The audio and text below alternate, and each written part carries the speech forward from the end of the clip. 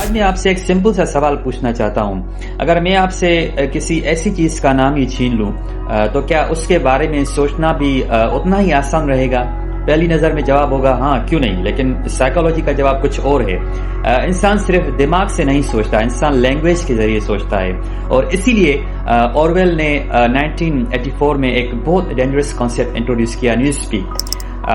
یہ کوئی نئی لینگویج نہیں تھی، یہ ایک پلانٹ لینگویج تھی. ایسی لینگویج جو لوگوں کو زیادہ انٹیلیجنٹ بنانے کے لیے نہیں بلکہ ان کی تھنکنگ کو چھوٹا کرنے کے لیے بنائی گئی تھی. آپ سوچ رہے ہوں گے لینگویج سے تھنکنگ کا کیا ریلیشن ہے. میں ایک سمپل ایگزامپل دیتا ہوں. جب ایک لائر کورٹ میں آرگیومنٹ کرتا ہے تو ہر لفظ کی ویلیو ہوتی ہے.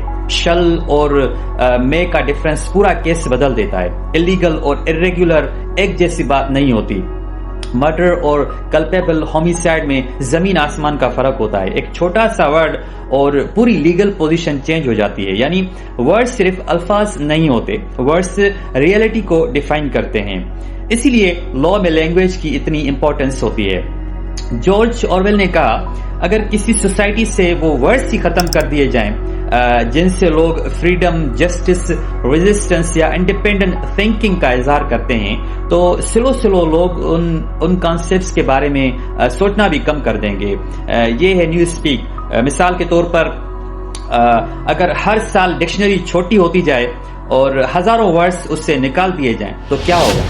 لوگ کم بولیں گے، کم ایکسپریس کریں گے اور دھیرے دھیرے کم سوچیں گے. کیوں؟ کیونکہ ان کے پاس سوچ کو بیان کرنے کے لیے ورڈز ہی نہیں بچیں گے. میں آپ کو اپنی پریکٹس کا ایک ایکسپیرینس بتاتا ہوں. کبھی کبھی کلائنٹ آفس آتا ہے اور کہتا ہے سر میرے ساتھ ظلم ہوا ہے. میں اس سے پوچھتا ہوں اچھا بتائیں ایگزیکٹلی ہوا کیا ہے. پھر جب وہ ڈیٹیل بتاتا ہے تو پتہ چلتا ہے کہ وہ سول ڈسپیوٹ ہے یا کانٹیکچوئل ایشو ہے یا کرمنل آفینس ہے. یعنی جب تک پرابلم کو صحیح نام نہ دیا جائے اس کا سولوشن بھی صحیح نہیں ملتا. اسی لیے لا پریسائز لینگویج کا ڈیمانڈ کرتا ہے اور اسی لیے اورویل لینگویج کو پاور کا ویپن کہتا ہے. نیو اسپیک کا اصل مقصد یہ تھا کہ لوگوں کے پاس اپوزیشن کے لیے ورڈز ہی نہ بچیں. اگر فریڈم کا کانسیپٹ ہی ویک کر دیا جائے تو فریڈم ڈیمانڈ کیسے ہوگی؟ اگر جسٹس کا مطلب ہی بدل دیا جائے تو انجسٹس پہچانی کیسے جائے گی؟ یہ صرف ناول کی بات نہیں، ہسٹری میں بھی ہر دور میں پاورفل لوگوں نے ورڈز کو کنٹرول کرنے کی کوشش کی ہے. کیونکہ جو لینگویج کو کنٹرول کرتا ہے وہ نیریشن کو کنٹرول کرتا ہے اور جو نیریشن کو کنٹرول کرتا ہے اکثر وہ پبلک اوپینین کو بھی انفلوئنس کر لیتا ہے. ایک اور انٹرسٹنگ بات کروں کہ نیو اسپیک میں صرف نئے ورڈز نہیں بنائے گئے، پرانے ورڈز بھی ختم کر دیے گئے.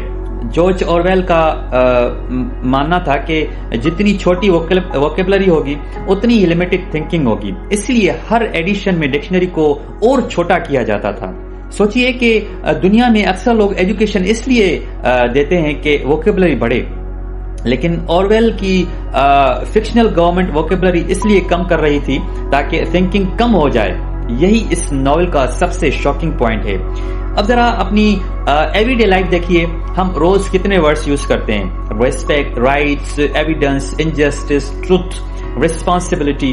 اگر ان ورڈز کی میننگس ہی سلو بدلنے لگے تو صرف ڈکشنری نہیں بدلے گی، سوسائٹی بھی بدل جائے گی. اسی لیے لینگویج کبھی صرف کمیونیکیشن کا ٹول نہیں ہوتی، لینگویج ایک سویلائزیشن کی فاؤنڈیشن ہوتی ہے. میں اس ایپیسوڈ کو ایک پرسنل آبزرویشن کے ساتھ ختم کرنا چاہتا ہوں. میں کورٹ میں یہ ضرور دیکھتا ہوں جس لائر کی لینگویج کلیئر ہوتی ہے اس کی تھنکنگ بھی زیادہ آرگنائز ہوتی ہے، اور جس کی تھنکنگ آرگنائز ہوتی ہے اس کے آرگیومنٹس بھی زیادہ پاورفل ہوتے ہیں. یعنی اسٹرانگ تھنکنگ کی بنیاد اسٹرانگ لینگویج ہوتی ہے. زیادہ اسی لیے جارج اورویل نے لکھا تھا اگر آپ کسی انسان کی لینگویج کو لمٹ کر دیں تو آپ اس کی دنیا کو لمٹ کر دیتے ہیں، اور جب دنیا چھوٹی ہو جائے تو آزادی بھی چھوٹی ہو جاتی ہے. اگلے ایپیسوڈ میں ہم بات کریں گے ڈبل تھنک کی. میری نظر میں 1984 کا سب سے ڈینجرس اور سب سے ڈیفیکلٹ کانسیپٹ ہے یہ، کیونکہ اس میں انسان کو صرف جھوٹ بولنا نہیں سکھایا جاتا بلکہ ایک ہی وقت میں دو بالکل الٹ باتوں کو سچ ماننا سکھایا جاتا ہے. بہت شکریہ.